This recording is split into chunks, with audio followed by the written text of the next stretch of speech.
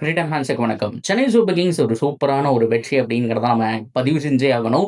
Of course play ஆஃப்க்கான வாய்ப்பு அப்படிங்கிறது ரொம்ப பிரகாசமா இருந்துகிட்டு இருக்கு. மத்த டீமும் சப்போர்ட் பண்ண போறாங்க. சென்னை சூப்பர் கிங்ஸ் மேல போவாங்க அப்படிங்கிற நம்பிக்கை நாளுக்கு நாள் வந்துட்டு இன்கிரீஸ் ஆயிருக்கு. இந்த மேட்ச்ல நடந்த குரூசியல் பாயிண்ட் என்ன? அது போக பிளே ஆஃப்க்கு போறதுக்கு என்ன பண்ணணும் அப்படிங்கிறது எல்லாத்தையுமே கம்ப்ளீட்டா ஒரு வீடியோல பார்க்க போறோம். அதுக்கு முன்னாடி ஃபர்ஸ்ட் டைம் சேனலுக்கு வரீங்கன்னா மறக்காம சப்ஸ்கிரைப் பண்ணி சப்போர்ட் பண்ணுங்க. அப்பதான் அப்டேட் எல்லாமே உங்களுக்கு வந்து சேரும். சரி வாங்க வீடியோக்குள்ள போலாம். ஸோ பிளே ஆஃப் போறக்கு 6ல 5 மேட்சாவது ஜெயிச்சாகணும். 6ல 6மே ஜெயிச்சா பெட்டர் அப்படிங்கிற மாரி பேசிட்டு இருந்தோம். ஸோ லாஸ்ட் மேட்ச் பார்த்தோம் அப்படின்னா ஒரு கம்ஃபர்டபுளான வெற்றி அப்படிங்கிறது ருத்ராஜ் கெய்க்வாடுடைய பேட்டிங்லேருந்து கார்த்திக் சர்மாவுடைய பேட்டிங்லேருந்து வந்தது. ஸோ இந்த மேட்ச் எடுத்த உடனே குட் டாஸ் டு லூஸ். போன மேட்சும் குட் டாஸ் டு லூஸ் தான். இந்த மேட்சும் டாஸை லூஸ் பண்ணிட்டாங்க. அக்சர் பட்டேல், ஹேமந்த் பதானியனுக்கோ என்ன நினைச்சாங்கன்னு தெரியல. ஆக்சுவலாக சர்ஃபேஸ் நல்லா இருந்தது. எடுத்த உடனே பவுலிங் போட்டு கண்டிப்பாக சேஸ் பண்ணியிருந்தாங்க அப்படின்னா சேஸ் பண்ணியிருப்பாங்க அப்படிங்கிற மாதிரி தான் எனக்கு தோணுது. ஸோ இருந்தாலுமே ஃபர்ஸ்ட் பேட்டிங் அப்படிங்கிற மாதிரி எடுத்தாங்க. ஸோ ஆரம்பத்திலிருந்தே pressure. First over Akeel Hussain உள்ள வந்ததுக்கு அப்புறமே இன்னைக்கு ஆக்சுவலாக டீம் எத்தனை பேர் கவனிச்சிங்கன்னு தெரியல. இதுதான் இப்போ வரைக்கும் விளையாண்ட டீம்லேயே இதுதான் பெஸ்ட் வின்னிங் காம்பினேஷன் அப்படிங்கிற மாதிரி நான் சொல்லுவேன். சிவம் தூபேவை இம்பாக்ட் பிளேயராக போட்டாங்களா நம்பர் 1. இன்னைக்கு ஃபீல்டிங் பார்த்தோம் அப்படின்னா கன் லெவலில் இருந்திருக்கு.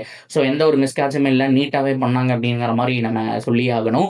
அது மட்டும் இல்லாமல் பிளேயிங் லெவனில் அகீல் ஹுசேனை உள்ளே கொண்டு வந்தது வந்துட்டு ஒரு சூப்பரான விஷயம். ஸோ இந்த மாதிரி பண்ண எல்லாமே ஒரு பக்காவாக அமைஞ்சிருக்கு சென்னை சூப்பர் கிங்ஸ்னு சொல்லலாம். ஸோ அகீல் ஹுசேன் வந்ததுலேருந்து ப்ரெஷரை போட்டாருங்க. அண்ட் ரொம்ப முக்கியமாக முகேஷ் சௌத்ரியோட ஸ்பெல் பாராட்டி ஆகணும். குர்ஜப்னீத் சிங் வந்துட்டு இன்னைக்கு நல்லா போட்டிருக்காரு. அண்ட் அன்சுல் கம்போஜ் இன்னைக்கு கொஞ்சம் எக்ஸ்பென்சிவ் தான். அஃப்கோர்ஸ் 47 சம்திங் என்னமோ கொடுத்துட்டாரு. பட் இருந்தாலுமே அவர் ஆக்சுவலாக ரொம்ப நல்லா போட்டார். அதை நம்ம சொல்லி ஆகணும். டெத் ஓவரில் 3 தடவை வந்துட்டு அந்த இடத்துல ஃபீல்டர்ஸே இல்லை. ஃபீல்டிங் வந்துட்டு அன்சுல் கம்போஜ் வைக்க சொன்னார். இருந்தாலும் ருத்ராஜ் ஓரளவுக்கு வேண்டாம், பிரச்சனை இல்லைங்கிற மாதிரி நினைச்சாரு. சமீர் ரிஸ்வி அந்த இடத்துல 2 ஷாட் அடிச்சாருங்க. அதில் வந்துட்டு ஆல்மோஸ்ட் 1 கிளியர் பண்ணிருச்சு. இன்னும் 2 பவுண்டரி லைன் பக்கத்தில் தான் போச்சு. ஸோ அந்த இடத்துல ஃபீல்ட் செட்டப் வச்சுட்டு தான் அந்த ஒரு வைடியா கட் டெலிவரி வந்துட்டு ட்ரை பண்ணணும். ஸோ மிஸ்டைம் ஷாட்டில் கிட்டத்தட்ட ஒரு 10-12 ரன் போயிடுச்சு. இல்லை அப்படின்னா அவங்களுடைய ஸ்பெல் அப்படிங்கிறது கொஞ்சம் நீட்டாகவே இருந்திருக்கு அப்படிங்கிற மாதிரி சொல்லலாம். அண்ட் ரொம்ப முக்கியமாக சமீர் ரிஸ்வியோட கேட்ச் தான் பார்த்தோம் அப்படின்னா விட்டுட்டாங்க. ருத்ராஜ் கெய்க்வாடும் அண்ட் ரொம்ப முக்கியமாக ஓவர்டனும் வந்துட்டு அந்த யார் பிடிக்க வரதுங்கிற கன்ஃபியூஷன்லேயே ஓவர்டன் வந்துட்டு அந்த இடத்துல நின்றுட்டாரு. அதனால வந்துட்டு போயிடுச்சு. ஸோ பட் அடுத்த ஓவர் வந்துட்டு வேற பேட்ஸ்மேன் தான் அவுட் ஆனார். ஸோ அந்த சமீர் ரிஸ்வியோட கேட்ச் வந்து கொஞ்சம் முன்னாடியே பிடிச்சிருந்தாலும் வந்துட்டு எல்லாமே கரெக்டாக போயிருக்கும். ஸோ ஒரு சில விஷயம் மற்றபடி அன்சுல் கம்போஜுக்கு விக்கெட்லெஸ்ஸாக இருந்தாலுமே ஓரளவுக்கு நல்லா பண்ணியிருக்காங்கன்னு சொல்லலாம். 155 அப்படிங்கிற மாதிரி டோட்டல் வந்துச்சு. அண்ட் ரொம்ப முக்கியமாக இந்த மேட்சை பொறுத்த வரைக்கும் சேசிங்கு வந்த ருத்ராஜ் கெய்க்வாடுக்கு ஆரம்பத்துலேருந்தே பேட்டில் படவே இல்லை. ஸோ ஒரு மிஸ் ஆட்டாடு வந்துட்டு அவுட் ஆகிட்டு போயிட்டார். உர்வில் பட்டேல் இவர்கிட்ட யாராவது போய் கொஞ்சம் கிளியராக பேசணும், இல்லை உருவில உட்கார வச்சுட்டு அகைன் சர்ஃபராஸையாவது உள்ளே கொண்டு வரணும் அப்படிங்கிற மாதிரி தான் நான் சொல்ல தோன்றேன். ஏன் அப்படின்னு நீங்கள் கேட்டீங்க அப்படின்னா அவர்கிட்ட எல்லா ஷாட்டும் இருக்குது. பக்காவாக க்ரௌடை கிளியர் பண்ணக்கூடிய அளவுக்கு ஒரு ஹிட்டிங் அபிலிட்டி வச்சிருக்காரு. எல்லாம் ஓகே தான். பட் இருந்தாலுமே கேம் அவேர்னஸ் அப்படிங்கிறது ரொம்ப முக்கியம். சேசிங்கில் உங்களுக்கு அவ்வளோ வந்துட்டு நீங்கள் அடிச்சு ஆடணுங்கிற அவசியமே கிடையாது. பவர் பிளேயில் 44 தான் அடிச்சாங்க. இட்ஸ் ஓகே அப்படிங்கிற மாதிரி ஆயிடுச்சு. கொஞ்சம் பொறுமையாக இருந்திருக்கலாம். அக்சர் பட்டேலில் கொஞ்சம் துருன்னு இருந்தார். ஸோ 11 கிட்டத்தட்ட 17 ரன் அடிச்சிட்டாரு இல்லையா. ஸோ இன்னும் கிட்டத்தட்ட ஒரு லாங் இன்னிங்ஸ் ஆடணும். இப்போ வரைக்கும் ஒரு 50 கூட அவருடைய பேட்லேருந்து வரல அப்படிங்கிறது கொஞ்சம் வருத்தமான ஒரு விஷயம் அப்படிங்கிறத நான் சொல்லிக்கிறேன். எப்பவுமே ஒரு 10 பால் தான் கைஸ் ஆடுறாரு. அதுக்கு மேலே ஆடவே மாட்டேறாரு. கொஞ்சம் லாங் இன்னிங்ஸ் ஆட கற்றுக்கணும்.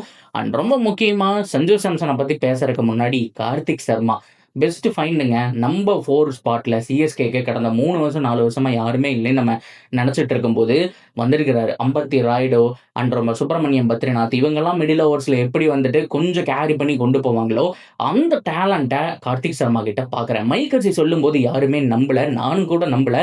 இந்த பையன் அடுத்த 5 வருஷத்துக்கு சிஎஸ்கேல இருக்க போகிறான், அந்த அளவுக்கு டேலண்ட் இருக்குன்னு சொல்லிட்டு. பட் அவ்வளோக்கா ஒன்றும் பார்க்கலையே அப்படிங்கிற மாதிரி நம்ம யோசிச்சுட்டே இருக்கும்போது போன மேட்ச்சு கிட்டத்தட்ட 40 பால்ல 50 அதெல்லாம் ஒரு பக்கம் இருக்கட்டும். ஆனால் ரொம்ப முக்கியமாக அதோடைய இன்னிங்ஸுடைய வேல்யூ ஸ்பின்னர்ஸை பர்ஃபெக்டாக உருட்டிட்டு சிங்கிள் ரொட்டேட் பண்ணி ருத்ராஜுக்கு கொடுத்தாரு. பர்ஃபெக்டான டைமில் பர்ஃபெக்டான ஷாட்டு எல்லாமே வந்துட்டு நீட்டாக ஆறாரு. அவரால் வந்துட்டு தொடர்ந்து 6 பாலுமே ஹிட்டிங் ஆட முடியும். பட் தேவை கிடையாது. நம்ம இந்த மேட்ச்சை உருட்டினாலே வின் பண்ணிடலாம்னுங்கிற கேம் அவேர்னஸ் தான் ரொம்ப முக்கியம். அவர் இடத்துல டெவால் பிரேவிஸ் வந்திருந்தா அவுட் ஆகிருப்பார் கைஸ். 3 பால் ப்ரெஷரை பார்த்துட்டு 4வது பால் தூக்கி அடிக்க போய் அவுட் ஆகிருப்பார். பட் அவர் கிடையாது. நீட்டாக ரொட்டேட் பண்ணி சஞ்சு சாம்சனுக்கு கொடுத்து ஒரு பார்ட்னர்ஷிப் உருவாக்குனா இருப்பாருங்க. கிட்டத்தட்ட 61 பால்ல 100 ரன் பக்கம் பார்ட்னர்ஷிப்புங்க. சஞ்சு சாம்சன் ஒரு பக்கம் எப்பா அவர் தாங்க உண்மையாலுமே இந்த சிஎஸ்கே வந்துட்டு பண்ண ட்ரேடில் ஒருத்தான ட்ரேட் சொல்லலாம். ஆக்சுவலாக எனக்கு செஞ்சுரி அடிச்சிருக்கலாம். பட் அவர் வந்து செஞ்சுரிக்காக போல கார்த்திக் சர்மா நீ அடிச்சுக்கோ அப்படிங்கிற மாதிரி சொல்லிட்டாரு. ஸோ அதனால தான் பார்த்தோம் அப்படின்னா குப்பரப்படுத்து ஒரு 4, அதுக்கப்புறம் ஸ்டேட்டில் ஒரு 6, எகைன் ஒரு 4ன்னு சொல்லிட்டு முடிச்சு வச்சுட்டாரு கார்த்திக் சர்மா. 31 பால்ல 43 சம்திங் என்னமோ வந்துட்டு. ஸோ இதுதான் கார்த்திக் சர்மா கிட்ட அந்த ஒரு டேலண்ட்டை ஃபைன் பண்ணாங்கன்னு சொல்கிறாங்க இல்லையா.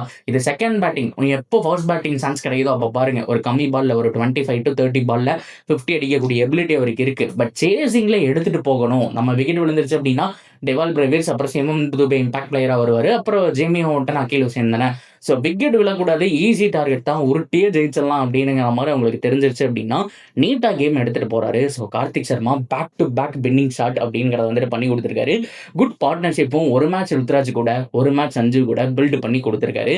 கண்டிப்பா இந்த மாதிரி ஒரு பிளேயர் தான் டீமுக்கு தேவை. ஓவராலா பார்த்தோம் அப்படின்னா, ஸோ வின் பண்ணிட்டாங்க. இன்னும் 4 மேட்ச் இருக்கு. அதில் 2 மேட்ச் ரொம்ப ஈஸி. எல்எஃப்ஜி கூட தான் பாயிண்ட் டேபிளில் கடைசியாக இருக்காங்க.